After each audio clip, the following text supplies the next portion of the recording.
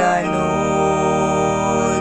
turdamay pasnek di ka tumulog kita ni Jesus tulong itena ken Jesus agdawat ka tulong bilig liwliwa di na kanto baybayan pagbalay na ka dagiti basuli siya nagawaan